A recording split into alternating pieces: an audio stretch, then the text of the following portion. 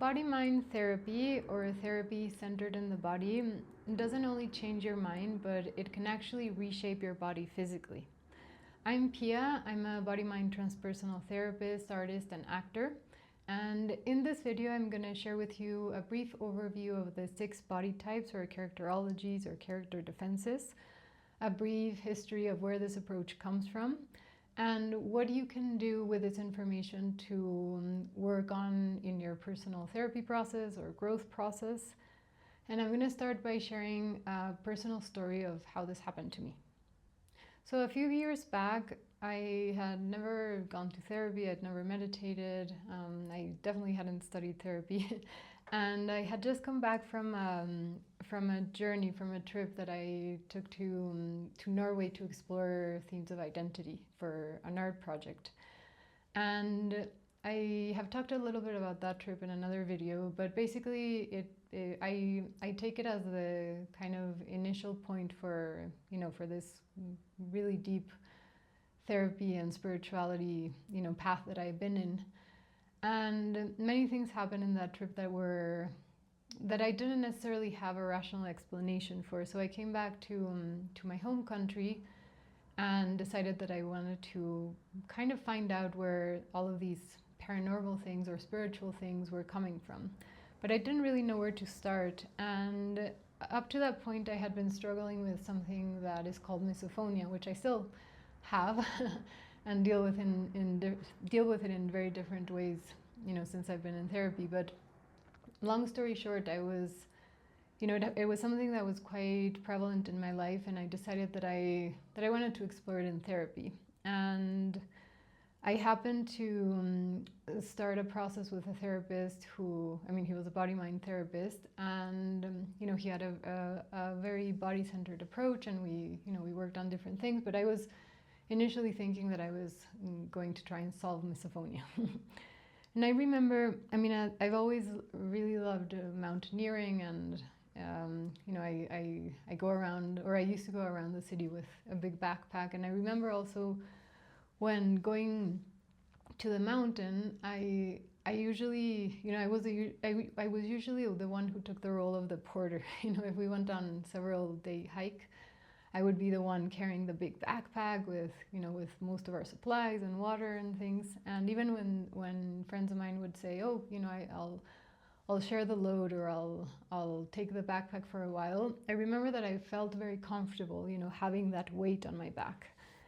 And also when traveling within the city, I would also always find myself carrying this this very heavy backpack. And in my work as an actor, I also remember that I've always been very fortunate in feeling quite safe and well in my body. I feel happy in my own body. But I remember that whenever I would go to wardrobe design and things like that, the part of my body that always felt a little bit, like out of proportion in a sense, was my back. I would notice throughout the years that no matter how much exercise I did, or if I lost weight, I still always had like a little pouch on my back. I always had a bit of, let's say, like a layer of fat that I couldn't get rid of, no matter what I seemed to do. And that's a bit of a different, I'll kind of pin that because it has to do with the therapy.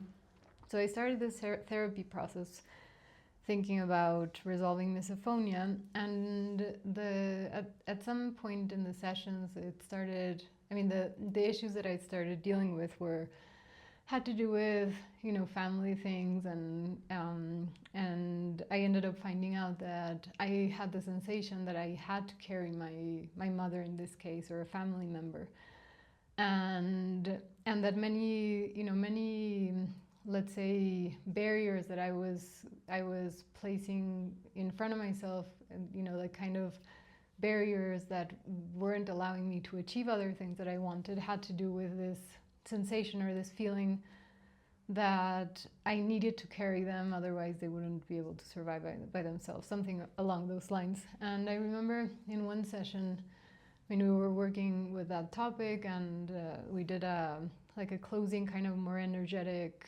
exercise where I kind of allowed my energy, the energy that I had of them, to kind of go back to them, take back my energy, something along those lines. And I didn't, make much of that session necessarily.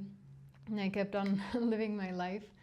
And I started seeing, at this point I hadn't connected both things, but I started seeing in my life as well that I didn't feel the need to carry this backpack, so often, or I went to the mountain and I was packing much lighter, or I was allowing others to carry the backpack as well.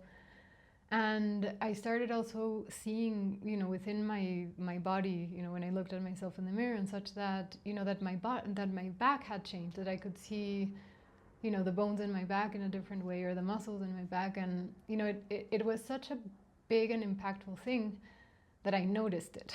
At this point, I hadn't put the two things together until later when I started studying therapy. But it was such a visible thing in my life.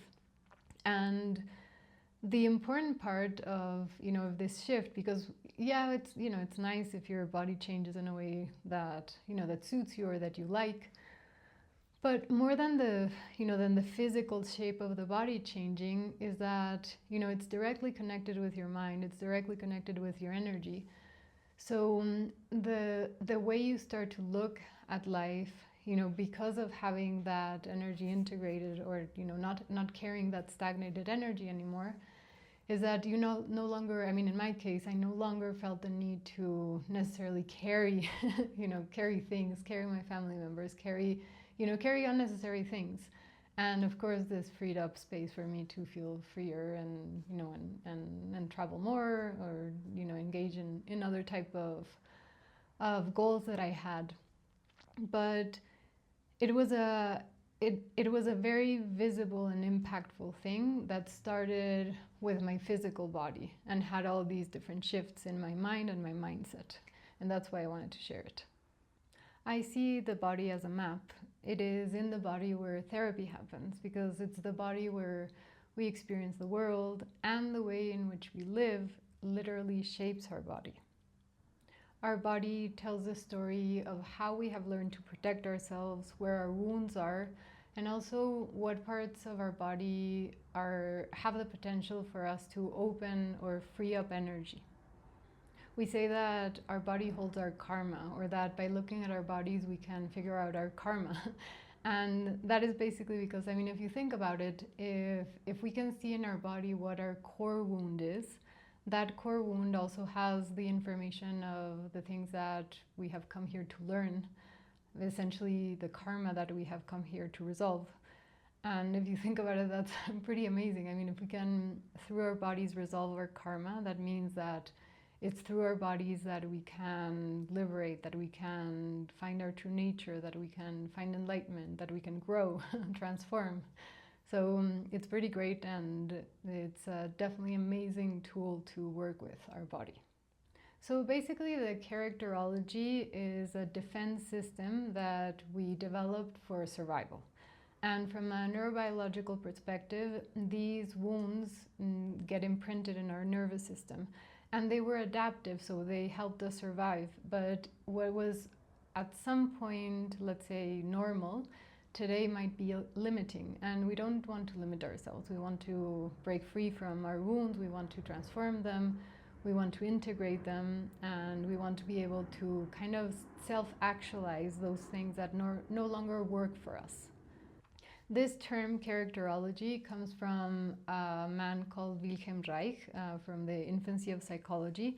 Reich was a student of Freud, so by this time we already had, the work and the research that Freud had done in psychoanalysis. We already had the research of Jung on the unconscious, which were both very important for Reich's work. And essentially, the story tells that what happened was that Reich was with a patient at some point and realized that the patient was not able to free associate. And he also realized that the patient was not breathing well. So Reich asked the patient to breathe after getting very frustrated. and the patient breathes and is immediately able to free associate. He starts to produce free associations. So at that point, Reich kind of says, oh, well, there's a connection here between the mind and the flow of the breath, which I also find very interesting because essentially the first practice that the Buddha gave, the Sakyamuni Buddha, was to focus on one's breath. So something that had already been, practiced, discovered, known in the East for a long time was finally started to be incorporated in the West, which was great. And later, supposedly in these sessions with the patient, Reich realizes that the patient has a lot of tension in this area of their body. So he does something that at that point in psychology was a huge no-no, and touches the patient. So Reich approaches the patient and starts massaging, relaxing this area. And not only is the patient, able to breathe openly, free associate, but they also go into a cathartic regression, which essentially means that they were able to access an earlier traumatic experience that they weren't necessarily consciously aware of. And catharsis essentially means that that they were able to live it, kind of fulfill the impulses that they weren't able to fulfill at that moment, and and allow the release of that energy and the integration.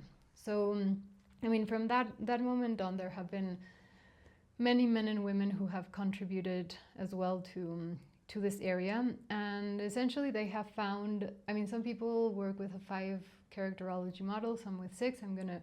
I work with 6, so that's what I'm going to explain here.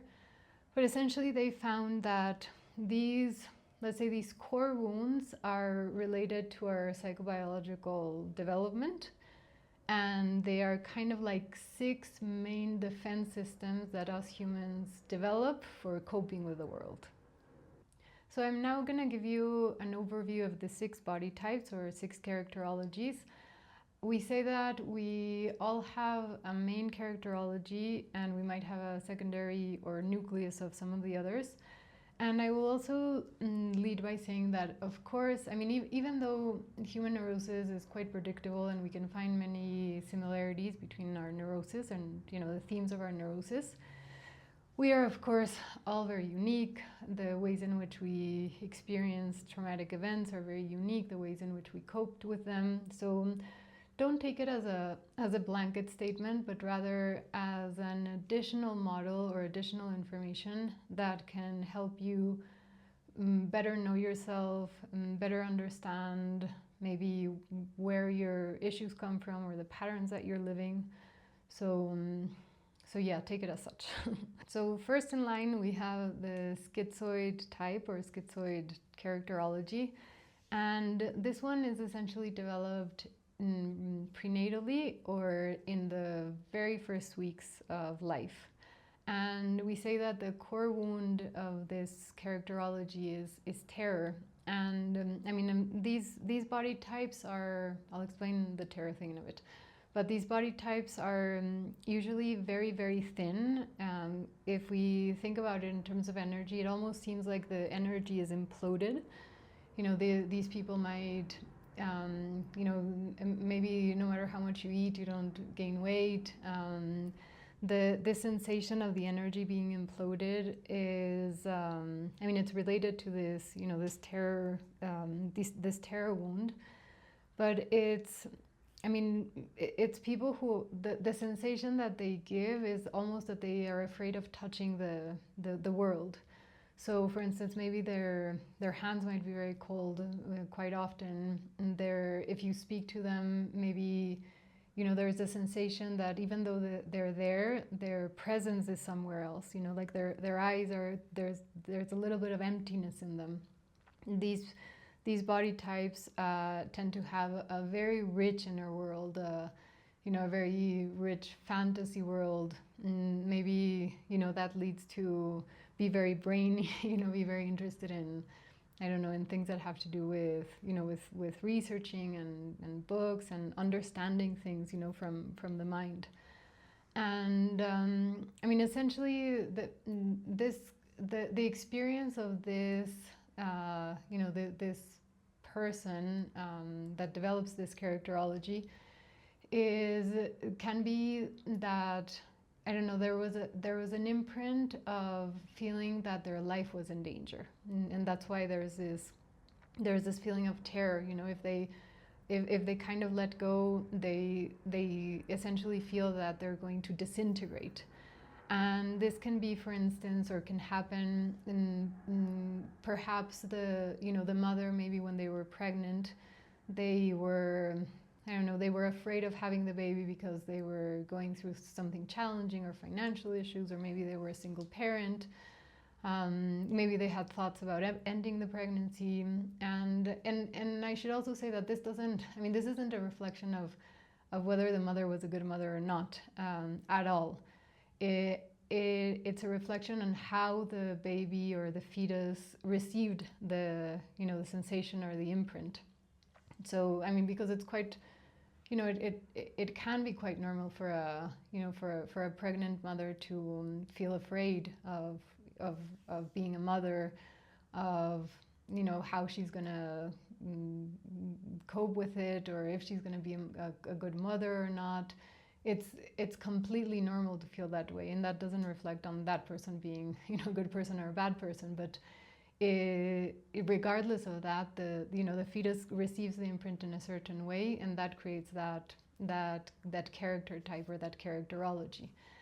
So one of the things that that can be worked in therapy towards that is kind of, the assertion of one's right to exist. So because no matter what, we have the right to exist. We have the right to be here. So it's about kind of exerting one's right in that, and also about learning safe ways of touching the world, of kind of like expanding one's energy to be able to touch the world, and have connections with others, have connections with the world, and have connections with others. The next one is the oral type, and I should also say that all humans, or at least most humans, have orality, even if it's not the main characterology, just because of the nature of the world in which we live, which is a world that that doesn't necessarily just really give us the love that we need. And this defense system develops in the first year of life. There are certain models that, if you read more about this, you'll find that some say that it's in the first year or the first 2 years. But just to give you kind of like a general overview. And these body types, usually we have two kinds. So one of the oral bodies can look like, they're also thin bodies, and but different to the schizoid type. These bodies, instead of feeling like the energy is imploded, it's bodies that kind of feel like they're malnourished. And take all of this that I say with a grain of salt, because it can, you can perceive it in a different way. But we say that it's it's bodies that looked quite languish, very kind of like malnourished. The chest can be sunken, this kind of body posture where the chest sinks in, and the neck, if you see them in profile, the neck is coming forward. The image would also almost be like they're kind of like wanting to suck the mother's breast, kind of like, nourish me, give me. And maybe the limbs are quite long, like the hands are quite long, and usually they're kind of like in a little like claw shaped. I'm not making this up. They've it's a pattern that has been found. Actually, one of my main characterologies is oral. And we also have the other kind of body type within the orality, which can be kind of like the opposite body shape, where we have bigger bodies, maybe even overweight, but they aren't these kind of like strong, energetic, big built bodies. They're more like the very soft bodies that that even though they might be large, they still also feel kind of malnourished, and they feel that they need to take more, because they're not nourished, they need more. And essentially the core wound is love. We need love to survive. And I mean, and we say that, this characterology develops because in the first years of life, you're born into this world with this immense need for love and being loved, and you very quickly realize that the world is not going to give you that. The world is not going to satisfy your needs as you need them. So there's this kind of, like this constant impulse for needing more. Even the eyes of an oral type can be, very expressive, very, almost like the, I don't know if you saw the movie Shrek, but the cat, those huge eyes kind of like enticing you in, that's a trait of a kind of like an oral type. And we say that, one of the things that we can work in therapy with this is, one, the kind of like accepting our needs, accepting that we do need things. And it's really beautiful because another thing that can really be helpful is to share, to give, kind of like the antidote in a sense would be give what you haven't been given, give to others what you weren't given to yourself. And then the next two characterologies are also kind of related to orality, but we could say that they're sophisticated oralities. And the first one is lower charge. So these are bodies that usually we see them more often in women than men, but we do see them in men as well. And there are these bodies that have like a very, very thin, like slim torso, and much bigger hips and legs.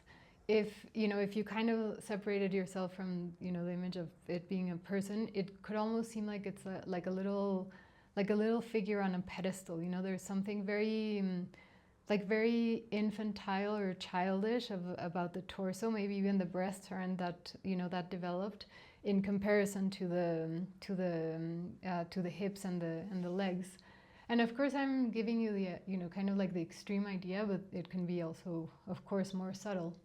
And this is usually, like the core wound is usually related to feeling betrayed. And usually it happens, and you can, switch it for when you see it in a man. But it usually happens when the parent or the paternal figure of the opposite sex kind of at some point withdrew their love. That's how that's how the child perceives it or feels it or experiences it. It doesn't mean necessarily that, again, that the father or the mother were bad parents, but maybe at some point in the girl's life, and this happens in the maybe years like 3 to 4. And maybe, the father was very present, and then at some point when she started kind of developing, she felt the father withdraw from her, unconsciously sensing that it's because she's becoming a woman. And so this creates kind of a dichotomy in the experience, because on one hand, they want to remain, a child, so they can continue receiving the parents' love. But on the other hand, they want to develop their sexuality, because that's also, that's also something that they're perceiving that is important in the world. And so something that, that can be worked in therapy for this type is, it also has to do with asserting oneself, but understanding that, that one can feel loved without being betrayed. Then at the same psychobiological state, we have the other sophisticated oral, which is the upper charge. And this body type is, we see it a lot in our culture, actually, especially in Western culture, because we highlight or we value a lot of the, kind of the neurosis that we have related to that. But these, this defense mechanism essentially develops because the child feels that usually the parent from the opposite sex was very kind of overpowering or even manipulative. And I'll say again that it's not necessarily that the parent was manipulative, but that's how it was received by the child. And they might have felt that they had to constantly negotiate, their space, their individuality, their privacy, and so so there's a lot of need to kind of grow or exert power in a in a defensive way to be able to deal with that. So these are bodies that, I mean, we see them a lot, for instance, in the, I don't know, in people who go a lot to the gym, which, I mean, everybody can go to the gym and their body doesn't necessarily develop in this way, but, we see kind of like, big chests and big arms, maybe the hips and the legs are a little bit smaller. And this, as I said, that this can also be seen in women, It's very useful to kind of think about it in terms of where the energy is flowing towards. So in this case, the energy is flowing upward. And it can also be, I don't know if this is going to, I mean, if this is a way of saying it in your culture, but we sometimes call it like the beer belly, where there's kind of like a protuberance in the mouth of the stomach. So essentially the energy is coming upward because there's, kind of this need. Even you can see it in, in nature, when birds kind of like become really big and, to kind of overpower others. And essentially the things that we can work in therapy with this particular defense system is, asserting that one can, that one can exist and one can be loved without being manipulative and without manipulating others. And I know that the word manipulation can be quite strong. You can kind of like take it and use it in other senses or see what manipulation means, essentially kind of, exerting your point of view, your power, your decisions, and also working on trusting others, the understanding that one can trust others. Then we have other two. Then we have the full charge, or masochist, as we sometimes call it, which are these bodies that you can almost think that they can, hold the weight of the world. And it's very interesting to me also seeing how, culturally or in regions of the world, we see also kind of like collective neuroses that overlap. So we see, these type of bodies in certain parts of the world and other types of bodies in other parts of the world more prevalently. So essentially what happens at this psychobiological stage is that the child kind of realizes that they're not going to get what they need from this world, or their needs are not going to be met as they would need them. So essentially their solution for that is kind of saying or thinking, okay, I'll do whatever you want. So there's kind of like a submission aspect, so yes, of course I can, I can take more. What else do you need me to do? In unconsciously, of course, in exchange for this love, in exchange for these needs being met, these things that I need. So I take on a lot of charge, but there's a lot of rage as well, underneath all of this, because essentially, there's a transaction occurring. So something that we can work in therapy for this particular wound has to do with kind of understanding and asserting and, realizing that we can be loved without, we can be free and be loved as well. We can, we can assert ourselves in our individuality and still be loved. And and also working, acknowledging and working with this deep rage that, that is there. And so that's something that I have, that I find useful to, to work with this particular wound. And then we have, at the same psychobiological developmental stage, we have the rigid type, which is, I mean, essentially these individuals, choose the opposite path to the full body charge or masochist. So they also realize that the world is not going to give them what they need. They're not going to love them in the way in which they need to be loved, etc. But instead of deciding to kind of surrender to that and to the will of the other, the need of the other, they kind of say, oh, well, okay, the world is useless. They're never going to give me what I need. So I'm going to give it to myself.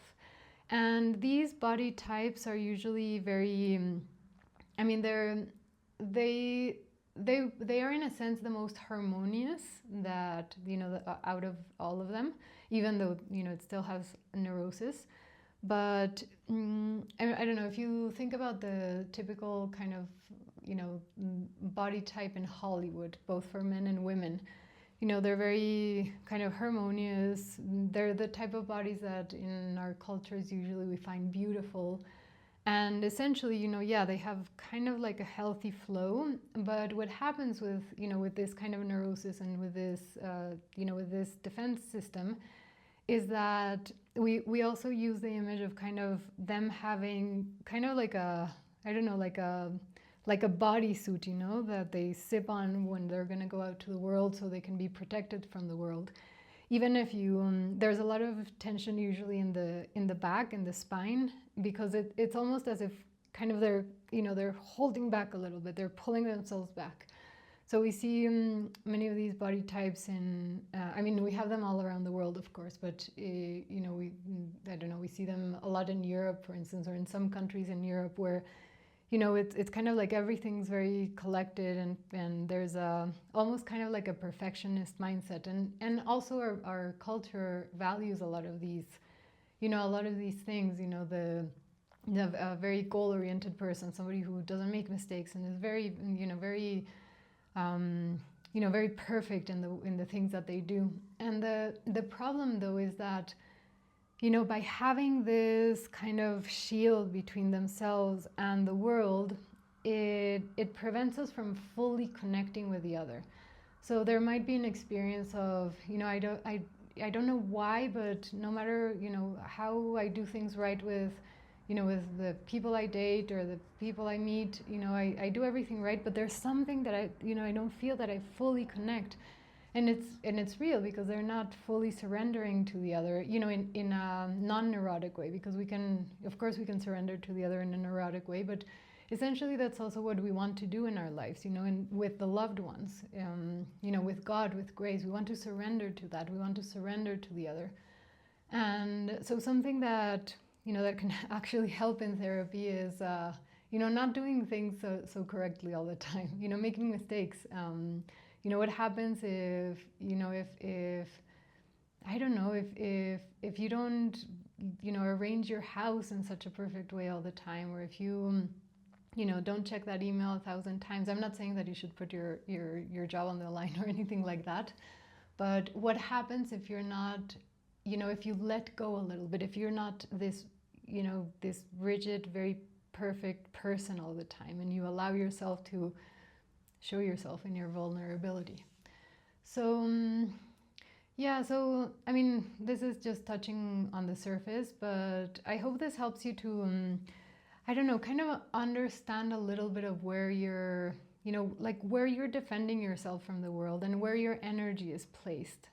And something that I suggest to the people I work with quite often is to, look at their bodies, look at your body, stand in front of the mirror, ideally naked, because, actually our clothes also shapes our body, to fit kind of like the societal ideals of beauty.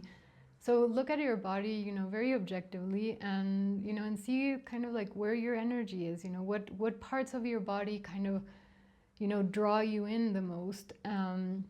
Because even beyond the, the characterology or the body type, you could also start sensing, for instance, is my chest, is my heart, kind of inside or going towards the inside, am I protecting myself from something, or am I, completely fully, prepared to go out into the world, but does it have a little bit of kind of maybe like an aggressive, sensation that it's giving to me, Or I don't know, are my hands constantly, you know, clenched in a fist, you know, in, you know, protecting this part of my body? You know, what is this part of my body saying? Are my eyes, you know, how do I look at the world? If I, you know, do I look at the world with open eyes and inquisitive, curious gaze, or am I, you know, am I drawing back? Am I a little bit more cautious?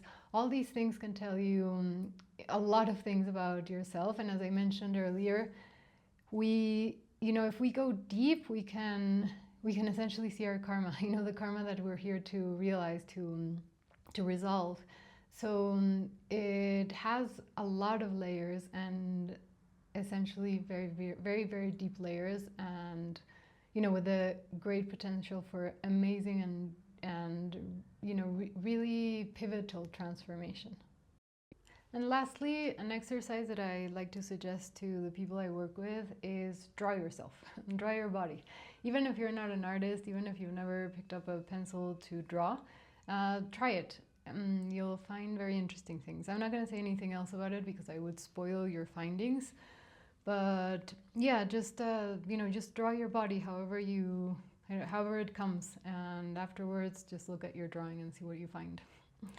Well, that's all I have for you today. I think it's been quite a lot already. So yeah, I hope it's been useful. I'm new to YouTube. I just started this channel. So, I mean, if you resonate with this content and want more and all of that, it'd be super helpful if you subscribed, if you liked this video, all of those things, especially for this initial stage, for YouTube to kind of understand what I'm talking about, who's interested in it, all of those things. So that's very helpful. And also, I wanted to tell you that, I mean, I offer pro bono therapy sessions, I offer free workshops, free things like that. And I'm starting a few quite soon. I'll probably link the info in the bio and the link for you to register if you're interested. I think one's going to be a weekly or bi-weekly session for kind of like somatic release and working with trauma in the body that you can do by yourself. I mean, with me in that session, and then, you know, take the findings and work on them by yourself. And I'll probably do a few things with dream work as well. So yeah, if that's something that interests you, go check out my bio. If it's not there yet, you can always send me a message telling me that you're interested, putting your email and saying that you're interested in me sending you the info once it's up. So that's it. I hope you have a great day.